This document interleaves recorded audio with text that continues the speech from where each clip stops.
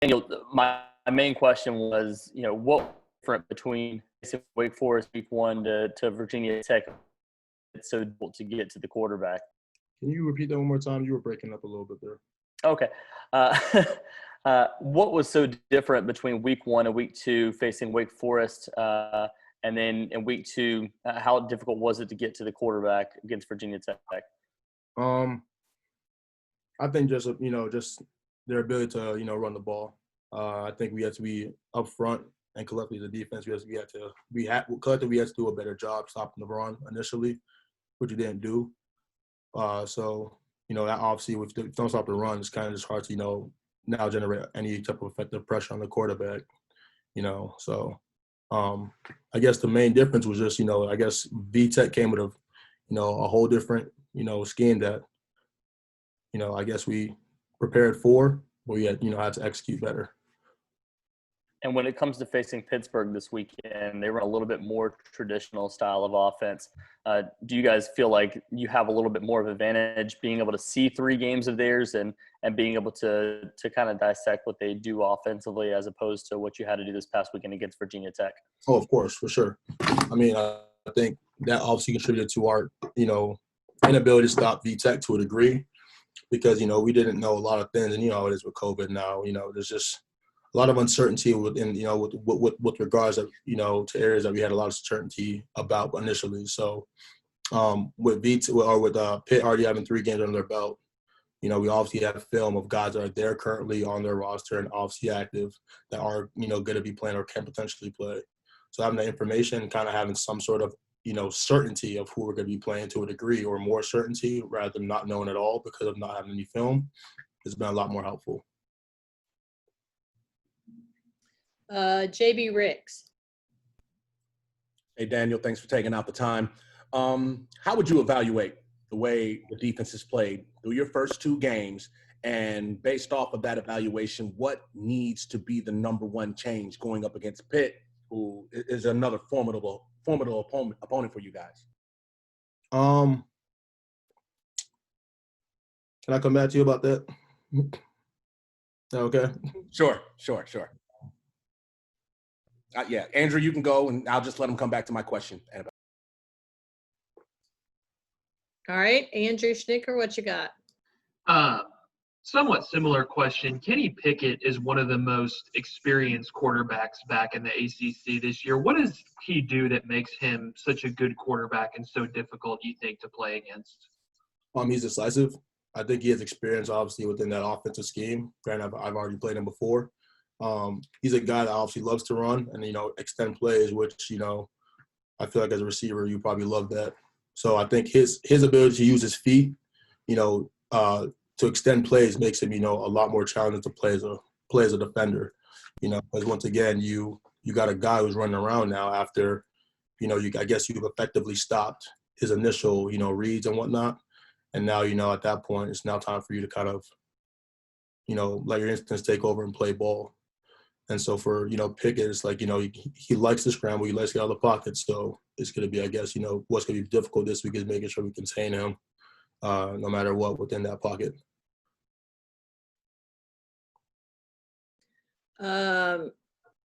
Gibby.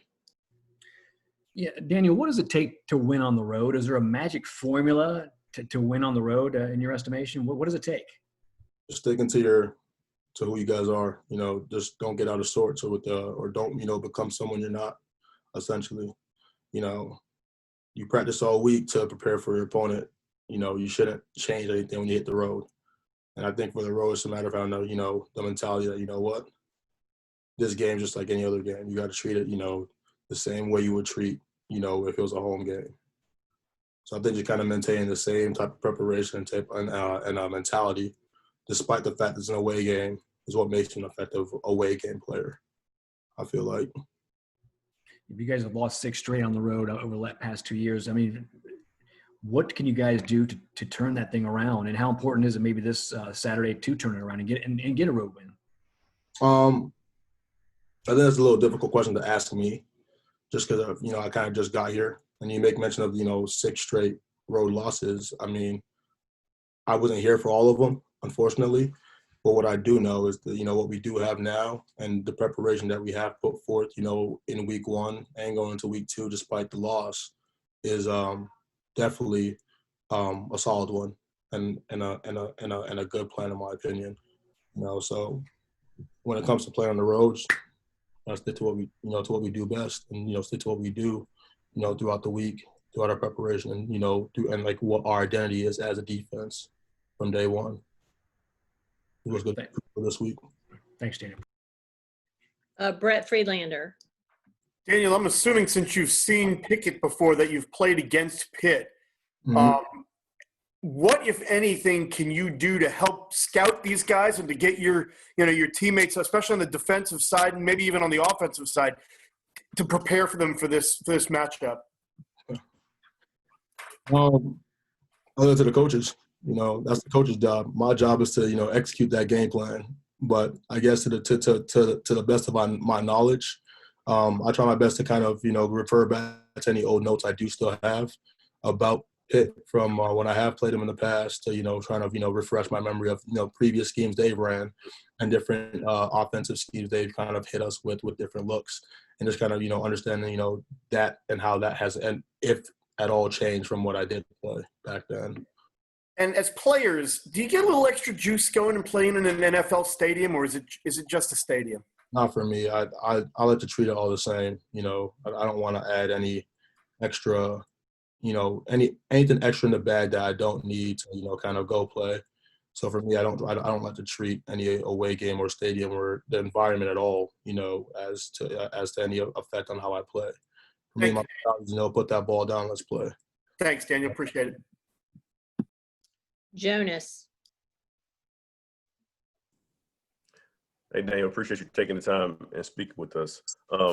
Obviously, last week after a win, it was probably a lot more energy throughout practice. But through the first couple of days, can you tell it's a different vibe or mood throughout practice after a loss, or was it pretty consistent with the guys this week on the practice field?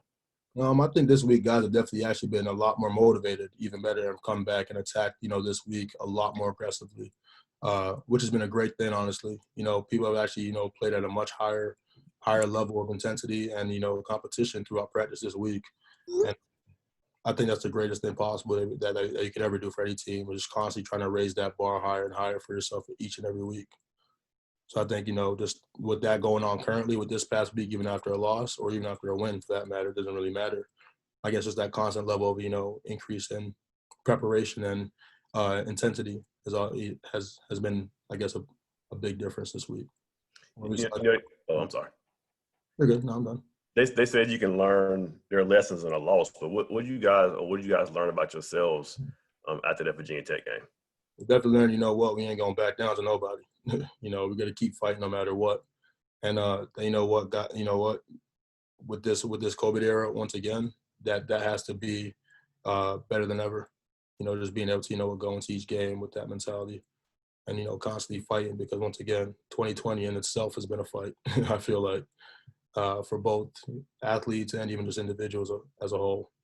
So I think, once again, like, that was, definitely something I personally learned about, this team, is that, guys on this team are not going to, back down and roll over for nobody, despite the situation.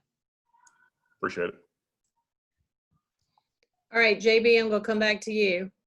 All right, Daniel, you ready? It's the same question. Basically, just evaluating the way the defense has performed during your first 2 games, and what's the number one thing that has to change going up against a good opponent.